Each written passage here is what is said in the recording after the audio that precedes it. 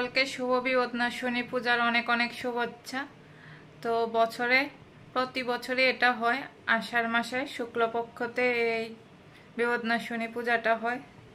তো আজকে বিপদনাশিনী পূজা, আজকে প্রথম বিপদনাশিনী পূজার মঙ্গলবারে। তো আজকে আমিও পূজা দিচ্ছি, ঠিক আছে, সঙ্গে থাকো।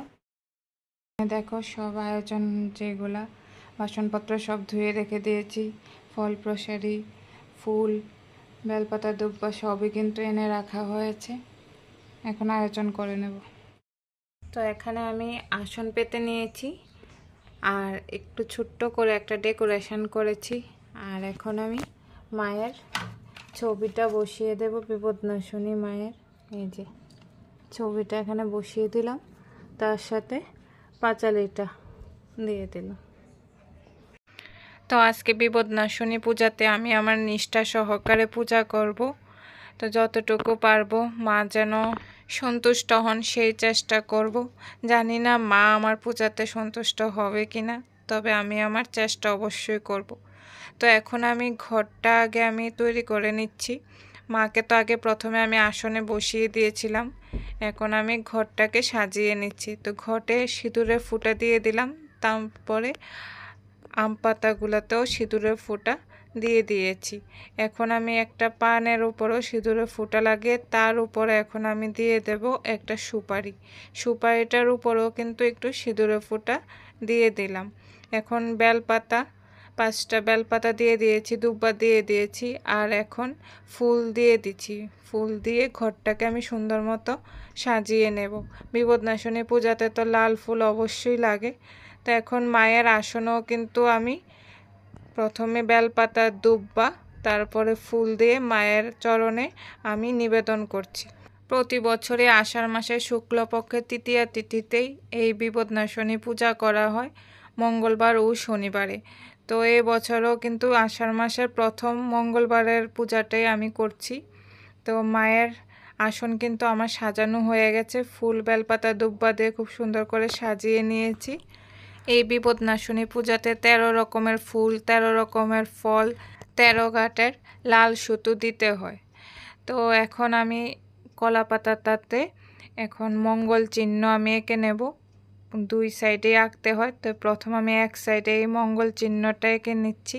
তো দেখো আমার এক সাইডে কিন্তু একটা মঙ্গল চিহ্ন আঁকা হয়ে গেছে। এখন 2 সাইডে এঁকে নিয়েছি এবং উপরে 5টা সিঁদুরের ফুটো দিয়ে দিয়েছি।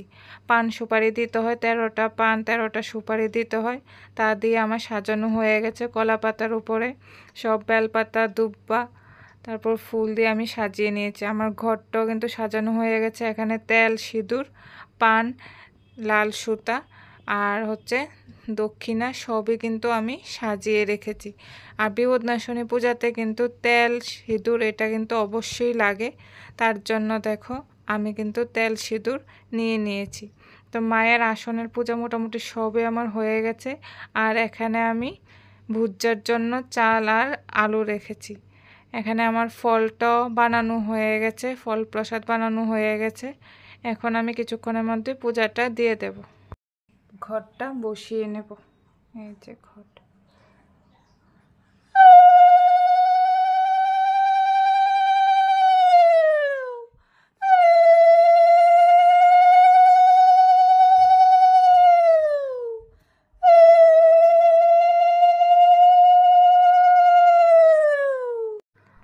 আমার ঘরটা বসানো হয়ে গেছে মায়ের কাছে। এখন একটু ধূপ দীপ জ্বালিয়ে দেখিয়ে নিচ্ছি, মাকে আরতি করে নিচ্ছি।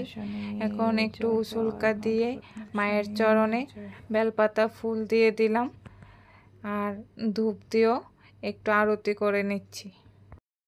এখন আমি পাঁচালিটা পরে নেব, তার জন্য পাঁচালিটা নিয়ে নিচ্ছি।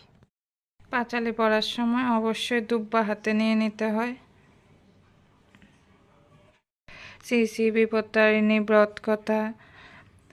একদা কৈলাসে বসি উমা মহেশ্বর মহানন্দে কথোপকথন দুহে করে হেনকালে তথা আসে মহর্ষি নারদ প্রণাম করিয়া দুহে ভাবে গদগদ হাসি হাসি কহে তারে দেব ত্রিপুরারি কিবা হেতু আগমন কহ হে বিস্তারী। তো পাঁচালিটা আমার পড়া হয়ে গেছে। মার কাছে আমি একটাই প্রার্থনা করি, মা যেন পৃথিবীর সকল মানুষকে খুব ভালো রাখে, শুধু মানুষ না, পশু পাখি গাছপালা সব কিছু, প্রকৃতি সবই যেন ভালো থাকে। মায়ের মূর্তি এনে পূজা করার ইচ্ছা তো আমার অনেক দিনই, জানি না এই সৌভাগ্য কোনোদিন আমার হবে নাকি, তবে মায়ের কাছে প্রার্থনা করি এই সৌভাগ্যটা যেন মা আমাকে প্রদান করেন। অবশ্যই যেন আমি কোনো একদিন মায়ের মূর্তি দিয়ে আমি যেন পূজা করতে পারি, মা যেন এই আশীর্বাদটা আমাকে করেন।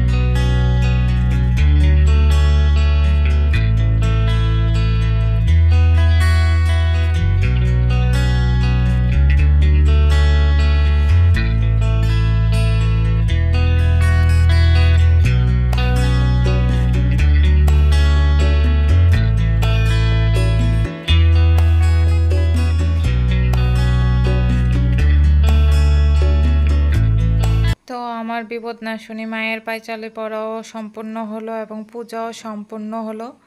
এখন আমি কিছুক্ষণের মধ্যেই কলা পাতাটা নিয়ে আমি পুকুরে যাব, তার জন্য কলা পাতার উপরে সব রকমের ফল আমি দিয়ে দেব, কারণ যেগুলা দিয়ে পুজো করেছে ওগুলো জলও দিতে হয়, তার জন্য সব রকমের ফল নিয়ে নিলাম। তারপরে এর মধ্যে এখন আমি তেল সিঁদুরটাও নিয়ে নিয়েছি, পান সুপারিও নিয়ে নিয়েছি, এখন আমি ভাসাতে যাব। তো দেখো এখন আমি পুকুর পাড়ে চলে এসেছি, ভাসিয়ে দেব বিপদনাশিনী মার নাম স্মরণ করে। মা যেন সকলকে সুস্থ রাখে, সবল রাখে, এটাই কামনা করি। মা বিপদনাশিনী দুর্গারই এক রূপ, তো মা দুর্গা ও বিপদনাশিনীর নাম স্মরণ করে আমি তেলটাও ভাসিয়ে দিলাম। দেখো কত সুন্দর কাঠামো উঠেছে, মায়ের নাম করে আমি সব ভাসিয়ে দিলাম, কলা পাতা তেল সিঁদুর সবই মায়ের নামে ভাসিয়ে দিলাম। তো আজকে আমার বিপদনাশিনীর পূজা সম্পন্ন হলো, তেল ভাসিয়ে আমি ঘরে চলে আসলাম। মা যেন সকল বিপদ নাশ করে, সকল বিপদ থেকে আমাদের রক্ষা করে।